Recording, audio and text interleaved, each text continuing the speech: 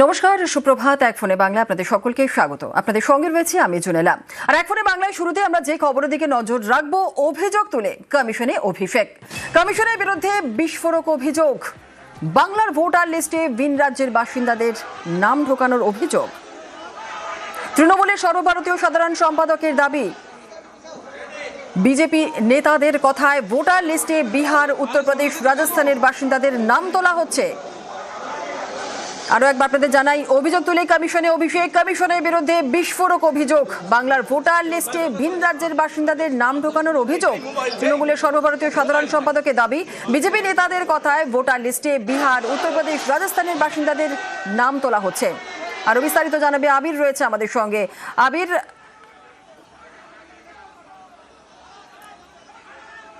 কমিশনের বিরুদ্ধে বিস্ফোরক অভিযোগ তুলেছেন অভিষেক বন্দ্যোপাধ্যায়। বাংলার ভোটার লিস্টে ভিন রাজ্যের বাসিন্দাদের নাম ঢোকানোর অভিযোগ তুলেছেন অভিষেক বন্দ্যোপাধ্যায়। আবির, দেখো, নিয়ম ভেঙে ভিন রাজ্যে 30,000 বাসিন্দার নাম এই রাজ্যের ভোটার তালিকায় ঢোকানোর চেষ্টা চলছে বলে অভিযোগ করলেন অভিষেক বন্দ্যোপাধ্যায়। এবং তার বক্তব্য হচ্ছে, যদি তিনি মিথ্যা হয়ে থাকেন তাহলে সিসিটিভির যে ফুটেজ তা প্রকাশ করুক, এবং তাহলেই বুঝতে পারা যাবে যে দুপুর 12টার পর থেকে কারা কারা এসেছিলেন, কত সংখ্যক ফর্ম 6 তারা জমা করেছেন। যদিও কমিশনের তরফ থেকে বলা হয়েছে যে এই ধরনের কোনো অভিযোগ যথাযথ নয়, তবে যেহেতু সংবাদ মাধ্যমের কাছ থেকে তারা জানতে পেরেছেন, তারা এই বিষয়টা সম্পর্কে তারা খতিয়ে দেখবেন।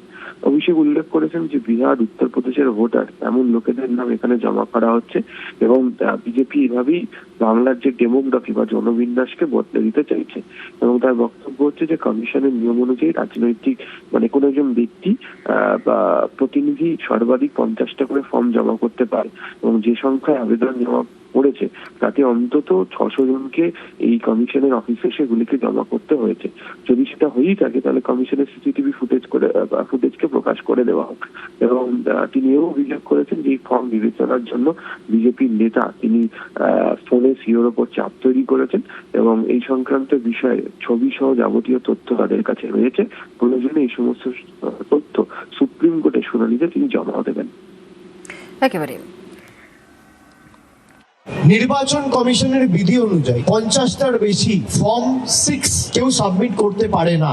আমাদের কাছে সুনির্দিষ্ট তথ্য রয়েছে যে আজকে সকাল 11টা থেকে এই 6-7 ঘন্টায় প্রায় 30,000 ফর্ম 6 অবৈধভাবে, যারা বাংলার ভোটার নয়, যাদের বিহার, ইউপির ভোটার লিস্টে নাম রয়েছে, যদি 30,000 ফর্ম 6 জমা পড়ে তাহলে কমপক্ষে 600 জনকে সশরীরে এই অফিসে উপস্থিত হয়ে জমা দিতে হবে। আমরা সিইও কে বলেছি যে আপনারা আজকের বেলা 11টা থেকে সন্ধ্যে 6টা অবধি, আর যদি পারেন পুরো 24 ঘন্টা সিসিটিভি ফুটেজ রিলিজ করে দেবেন, তাদের দুধ কা দুধ পানি কা পানি হয়ে যাবে।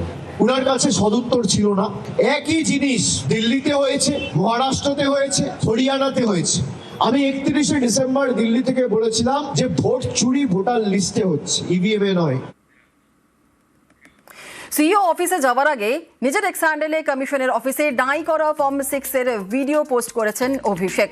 পোস্টে কমিশন বিজেপিকে তোপ, বাংলায় পরিবর্তন চাপানোর চেষ্টার অভিযোগ অভিষেকের।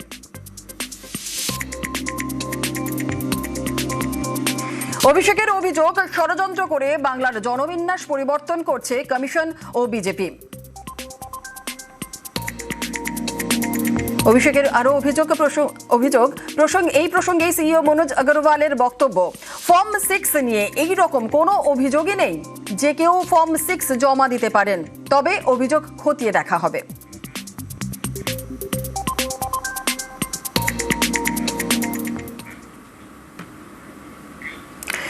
বাংলায় কত ফর্ম 6 জমা তথ্য নেই সিইওর কাছেই। ভিন রাজ্যের ভোটারদের নামে ফর্ম জমার বিষয়ও জানা নেই। তথ্য না থাকলেও অভিষেকের অভিযোগ খারিজ সিইওর। আমার অফিসে 30,000 এসছে या কত এসছে আমার কাছে সঠিক খবর নেই। আমি তো অফিসে বসে আছি, আমার কাজ নিষ্পত্তি করছি। যখন আমার কাছে ডাকে আসবে या কখন আমার কাছে কোনো কমপ্লেন্ট আসবে তো আমি খবর নেব কত এসছে। যেটা ইউপি, বিহার থেকে কোথায় থেকে অ্যাপ্লাই করেছে ওটা তো যখন যদি কোনো ফর্ম 6 আছে তো ওটা ইয়ারও ডিসাইড করবে কি ওরা যে আছে ওটা গ্রহণযোগ্য আছে নি আছে। আর ফর্ম 6 মানেই ভোটার তালিকায় নাম নয় বলে আশ্বাস। সিইও দপ্তরে অনেক অভিযোগ জমা পড়ে বলেই দাবি। ফর্ম 6 জেলা শাসকদের মাধ্যমে ইআরওদের পাঠানো হয়, আর ইআরওরা অভিযোগ খতিয়ে দেখেন বলেই দাবি মনোজ আগরওয়ালের। অ্যাডজুডিকেশনে থাকা কেউ ফর্ম 6 দিতে পারেন না। অ্যাডজুডিকেশন থাকারা ফর্ম 6 দিলে খারিজের আশ্বাস। ফর্ম 6 ডকুমেন্ট যেটা হবে, যদি সঠিক সময় আসবে আমরা ওটা পাঠাবো ইআরও কাছে। ইআরও যেটা আছে ওটা দেখবে কি ওটা ফর্ম 6 নতুন অ্যাপ্লিকেন্ট আছে নিয়ে আছে, ইয়া আন্ডার এডুকেশন কোনো লোক ছিল ওটা ফর্ম 6 ফিল আপ করেছে। ফর্ম 6 শুধু ওই লোক ফিল করতে পারে যার কোনোদিন ভোটার লিস্টে নাম ছিল না। আর যদি কোনো ফর্ম 6 ধরা যাবে ইআরও হাতে, আন্ডার এডুকেশন কেস লোক অ্যাপ্লাই করেছে মিথ্যে লিখে আমার নাম কোনোদিন রোল ছিল না, তারপরে ইআরও ওর আগেন্স্ট প্রসিকিউশন করতে পারে। ভোটারের নাম তোলা সিইও বা ইসিআই এর কাজ নয় বলেও দাবি। ভোটার তালিকায় নাম তোলা ইআরওদের কাজ বলে মন্তব্য।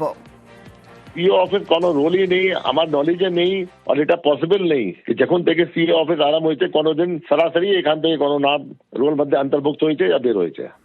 আর তৃণমূলের সিসি ক্যামেরা ফুটেজ প্রকাশের দাবিও খতিয়ে দেখার আশ্বাস। নিউজ 18 বাংলায় প্রতিক্রিয়া মুখ্য নির্বাচনী আধিকারিকের। আমরা তো অফিসে 3-4 দিন আগে এসেছি, আমি জানি না, সত্যিকার জানি না আমি যেটা আছে কি শিপিং কর্পোরেশন অফ ইন্ডিয়া কি ব্যবস্থা আছে ফুটেজ জন্য যেটা আছে মেন গেট বাইরে থেকে ঢুকছে না ঢুকছে, আর আমাদের যে এনবিসিসি কাজ করেছে কোথায় কোথায় সিসিটিভি লাগিয়েছে এটা আমি জেনে তারপর দেখবো ফুটেজ কি আছে। ফুটেজ দেখার পরে আমি এটা বিবেচনা করব। এই বিষয় নিয়ে কথা বলবো, আমাদের সঙ্গে রয়েছেন আমাদের প্রতিনিধি সোমরাজ বন্দ্যোপাধ্যায়। সোমরাজ, অভিষেক বন্দ্যোপাধ্যায় যে বিষয়টা তুলে ধরেছেন, অর্থাৎ ভিন রাজ্য থেকে ভোটারদেরকে অন্তর্ভুক্ত করানোর চেষ্টা হচ্ছে, এই বিষয়টা কিভাবে দেখছে কমিশন? দেখো, রাজ্যের মুখ্য নির্বাচনী আধিকারিক মনোজ কুমার আগরওয়াল আমাদের স্পষ্ট করে জানিয়ে দিয়েছেন যে তালিকায় নাম এইভাবে তোলা যায় না। মুখ্য নির্বাচনী আধিকারিকের দপ্তরের অফিসের কোনো ভূমিকা থাকে না ভোটার তালিকায় নাম তোলার ব্যাপারে। এই ব্যাপারে যা করার ইলেকটোরাল রেজিস্ট্রেশন অফিসার বা ইআরওরা করেন। বিহার, উত্তরপ্রদেশ হোক বা যে কোনো রাজ্যের বাসিন্দা হোক, তারা যদি ফর্ম 6 জমা দেন তাহলে সেই ফর্ম 6 সিইও অফিসে জমা পড়লেও সেটা চলে যায় বিভিন্ন জেলা শাসক মারফত ইআরওদের কাছে। ইআরওরাই এক্ষেত্রে চূড়ান্ত সিদ্ধান্ত নেন। রাজ্যের মুখ্য নির্বাচনী আধিকারিক এটাও স্পষ্ট করে দিয়েছেন যে আন্ডার অ্যাডজুডিকেশনে থাকা কোনো ব্যক্তি যদি তিনি মনে করেন যে তিনি বাদ পড়েছেন কিন্তু তার নাম তোলার প্রয়োজন, তিনি যদি ফর্ম 6 জমা দেন এক্ষেত্রে, তাহলে সেই ব্যক্তির বিরুদ্ধেই নির্বাচন কমিশন শাস্তিমূলক পদক্ষেপ নেবে। তার কারণ আন্ডার অ্যাডজুডিকেশনে থাকা কোনো ব্যক্তি ফর্ম 6 এর পূরণ করার মাধ্যমে ভোটার তালিকায় স্থান পাবেন না, তাকে ট্রাইব্যুনালে যেতে হবে। রাজ্যের মুখ্য নির্বাচনী আধিকারিক এটাও স্পষ্ট করে দিয়েছেন। পাশাপাশি গতকাল তৃণমূল কংগ্রেসের সর্বভারতীয় সাধারণ সম্পাদক অভিষেক বন্দ্যোপাধ্যায় যে দাবি করেছেন যে 30,000 ফর্ম 6 জমা পড়েছে গতকাল রাজ্যের মুখ্য নির্বাচনী আধিকারিকের দপ্তরে। সেই বিষয়ে অবশ্য রাজ্যের মুখ্য নির্বাচনী আধিকারিক জানিয়েছেন তার কাছে গোটা বিষয়টি জানা নেই, কারণ তার কাছে এরকম কোনো ফাইল পুট আপ হয়নি যে 30,000 ফর্ম 6 জমা পড়েছে। যদিও তিনি খোঁজ নিয়েছেন, তিনি জেনেছেন যে ফর্ম 6 জমা পড়েছে, কিন্তু কত সংখ্যক সেটা তার পক্ষে বলা সম্ভব নয়। অর্থাৎ তৃণমূল কংগ্রেসের সর্বভারতীয় সাধারণ সম্পাদক যে অভিযোগ তুলেছিলেন গতকাল, বিস্ফোরক অভিযোগ, যে অভিযোগ তুলে তিনি রাজ্য মুখ্য নির্বাচনী আধিকারিকের দপ্তরে এসে পৌঁছান এবং রাজ্য মুখ্য নির্বাচনী আধিকারিকের কাছে অভিযোগ জানান, রাজ্যের মুখ্য নির্বাচনী আধিকারিক এটাও স্পষ্ট করেছেন যে তৃণমূল কংগ্রেসের তরফে যে অভিযোগের চিঠি, সেই চিঠির উত্তর তিনি দেওয়ার ভাবনা চিন্তা করছেন এবং কমিশন সূত্রে খবর আজই তৃণমূল কংগ্রেসকে সেই চিঠির উত্তরও রাজ্যের মুখ্য নির্বাচনী আধিকারিক মনোজ কুমার আগরওয়াল পাঠিয়ে দেবেন এবং সেখানে যে 24 ঘন্টা সিসিটিভি ফুটেজ যে প্রকাশ্যে আনার দাবি করছেন সেই বিষয়টিও খতিয়ে দেখা হচ্ছে বলেও রাজ্যের মুখ্য নির্বাচনী আধিকারিক জানিয়েছেন। একেবারে সোমরাজ, আমাদের সঙ্গে থাকো, আরো একটি আপডেট তোমার থেকে নেওয়ার রয়েছে।